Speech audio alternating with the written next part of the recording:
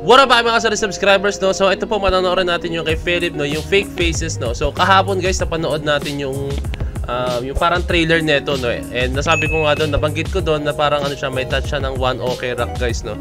And yun, titinan guys kung ganun pa rin siya, no? Kung ganun pa rin yung approach niya, ganun pa rin yung atake niya, no?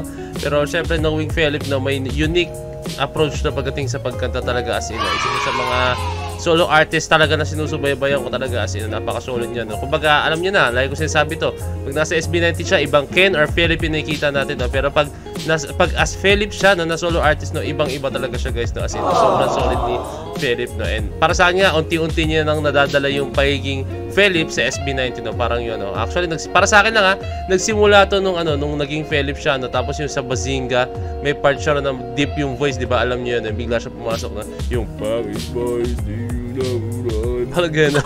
Basta gano'n, parang nadadala na niya yung ganong ambience ng Philip sa SB90. So ito guys, ayaw na pati ba? So without further ado, let's all watch this. Excuse me. Hey!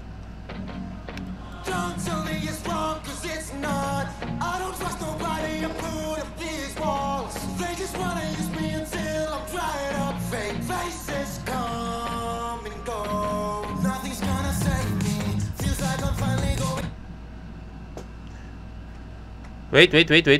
Guys, medyo nag-focus ako sa lyrics. Nung unang pakinig ko pa lang, parang may pinapatamaan ba si Philip dito?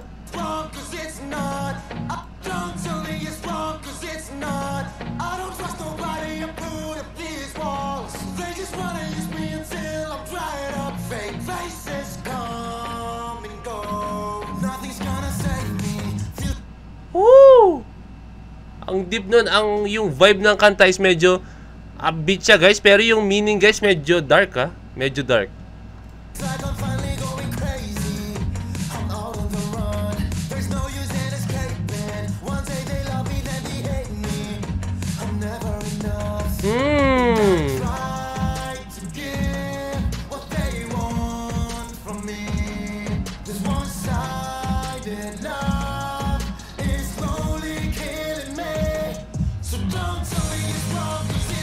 Damn, ang ganda ng transition, no?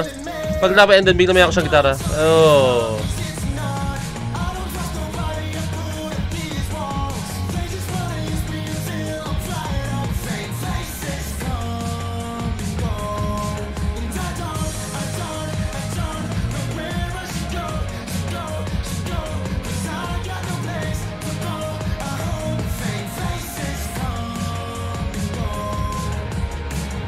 Damn guys, ang deep ng lyrics nito and yung meaning. Para sa akin, ha, parang may ano dito, parang may hugot si Ken dito, no? Fake faces guys, no?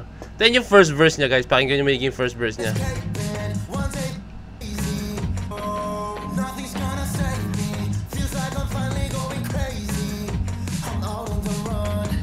Yeah, now it's gonna save me, I'm out on the run, no? Parang ano siya, nandun siya sa lugar na yon ng that time na parang marami tumataksil sa kanya, no? Plastic or what, basta parang hindi siya komportable doon, no? And yan, no? Sinabi niya, I'm out on the run. Then you guys, nasa isang malawak na lugar siya, no? Parang he's longing for freedom, no? Kaya parang ito yung meaning ng kata para sa akin, no? He's longing for freedom, no? Kaya yung kung mapansin niyo yung music video niya is parang nasa siya, malayang lugar, as in walang kung ano man, talagang open field lang talaga siya guys, no?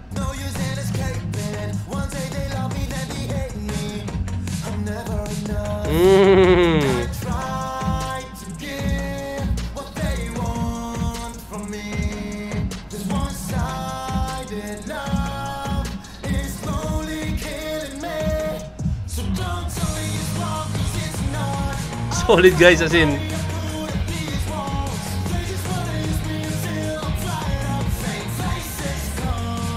Ayan na. Kumbaga parang ito yung sinabi ni, ito ulit natin guys, pakinggan nyo maigi. Guys, ito pala, post ako dito, no? I'm sure na napanood nyo na to bago nyo pa itong reaction video. Or kung hindi nyo napanood, panoorin nyo lang yung after na itong video ko, yung full video nito. Kasi pa-post po talaga ako dito. Yun yung, yung para sa akin, yun yung pinaka-ano ko ng reaction video. Hindi siya ko more on, habang nanonood ako, wow! Yay! Wow! Mga gano'n. Hindi ako gano'n guys. Hindi ako yung gano'n. More on, ini-explain ko or kung ano yung thoughts ko sa kanta, no?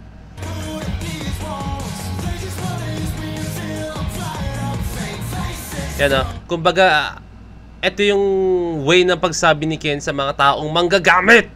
Mga tao manggagamit dyan. Galit na galit, no? Yan yung way niya, no? Like sinasabi niya na pag tuyong-tuyo na, wala na silang makuha kay Ken, no? Iiwan nila. Parang ganun. Ayun lang yung pinaka-meaning niya, guys. Ayun yung pinaka-meaning niya, no? Like, parang may hugot si Ken dito. Is this, I think may maghugutan si Ken dito. Kasi sabi nga, di ba, ang isang songwriter, isang composer is mostly may pinaghuhugutan yan. Hindi lang yan basta gumagawa ng kanta nang walang meaning.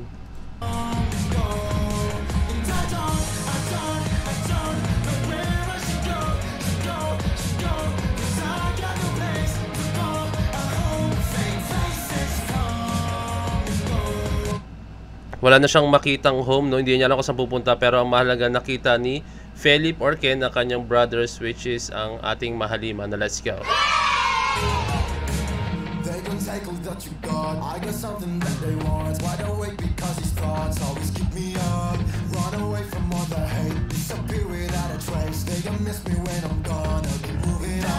Hey, they don't miss me when I'm gone. Ang mga sisi ba, ang mga 18 pag if ever man maglaylo si Ken, mawala sa, alam niyo, nasa spotlight, mamamiss niyo ba siya? Siyempre, mamamiss natin yan, no, Ken? Wag mong sabihin yan, mamamiss ka namin talaga, as in. Pero sinabi lang ni Ken to, parang, alam mo yun, eto to.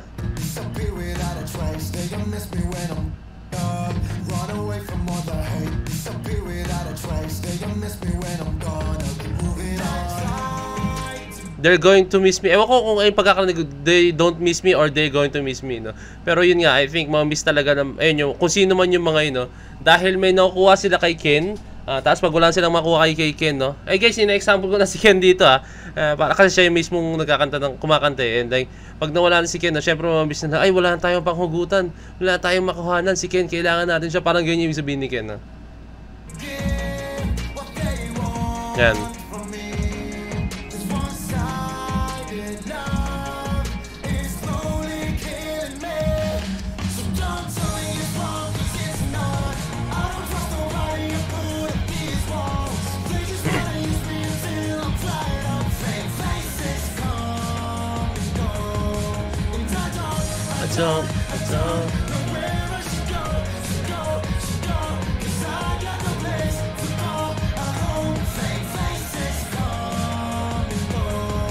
Alam niyo guys, kaya ganito yung vibe ni Philip na ni Ken, no? Alam niyo yung feeling na pag stress ka na, parang gusto mong pumunta sa isang open area tapos sisigaw ka lang na parang sisigaw ka gano'n, no? Sisigaw ka na malakas, no? Kaya parang ganito, no? Sisigaw. Parang gano'n. Parang napasigaw, ganun guys, sorry, napasigaw ako, parang gano'n lang. Yan yung feel, parang gusto mo lang sumigaw ng malakas tapos iparinig lang sa tao. Hindi naman parinig, basta yung, di ba ganun ka? Kunyari, pag galit ka, binubuntun mo sa isang gamit, binabato mong ganun. Or kaya pag galit ka, sumasapak ka ng pader, no?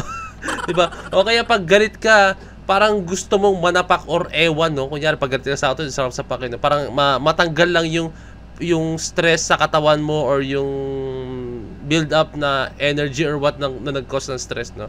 So, ayun, parang ganito yung vibe ni Philip dito, no? Parang sobrang ano niya, sobrang expressive niya. Gusto niya i-express yung nararamdaman niya na hindi niya ma-express while nandun siya sa moment na yun.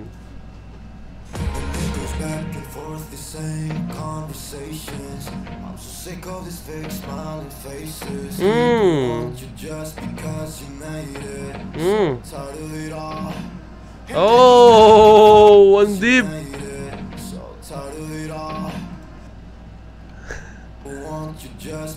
So ito, dumating na sa point, ito guys dumating na sa point na may naabot na si Ken. So, yan. People want you just because you made it. So parang, okay, may naabot na ulit si Ken. Tara, lapitan ulit natin, no? Parang kunin na, natin, i-close ulit natin, no? Sure ako may makukuha tayo dyan, parang ganun. So pagod na si Ken sa ganung klaseng cycle.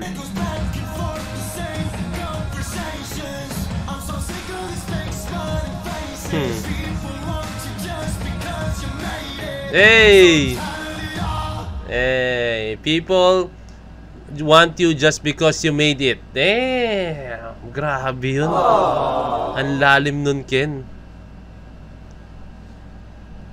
Wow. Kahit ako naka-experience ako ng ganyan, guys. Hindi ko sinasabing super sikat ako, Kasi hindi ko sinasabing sikat ako or what, no? Pero syempre, alam mo yun, I think ganito yan, kunyari, ito, example ko sa inyo. Kasi ako, actually talaga, may mga naabot na rin na pagdating sa pagsasayaw, no? As in, no? And, yun, may time na naabot kami. Ito yung recent lang, no? Yung naging isa kami sa representative sa USA, guys, no? Let's go!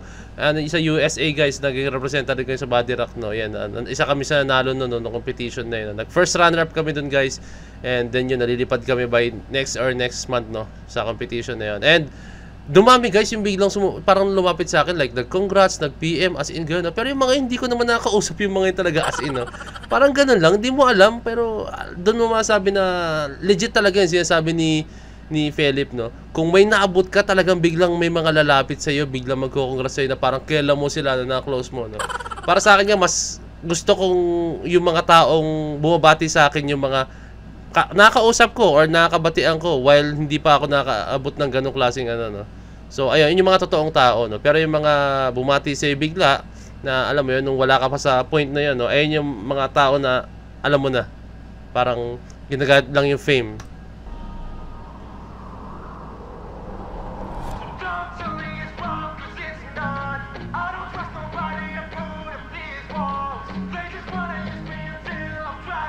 Fake faces come and go.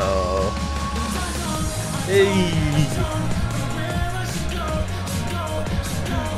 Yes. Fake faces come and go. Guys, ang ganda. Damn. Sobrang ganda ng kanta ni Philip. Wow. This is a masterpiece, maniwala kayo sa akin. This is a masterpiece by Philip, guys, no. Isa to sa mga kanta na may, hindi ko sinasabing ito lang yung kanta ni Philip na meaning, pero ito yung sobrang may meaning talaga na may patama. Gusto ko yung mga ganitong klase ng kanta, eh. Like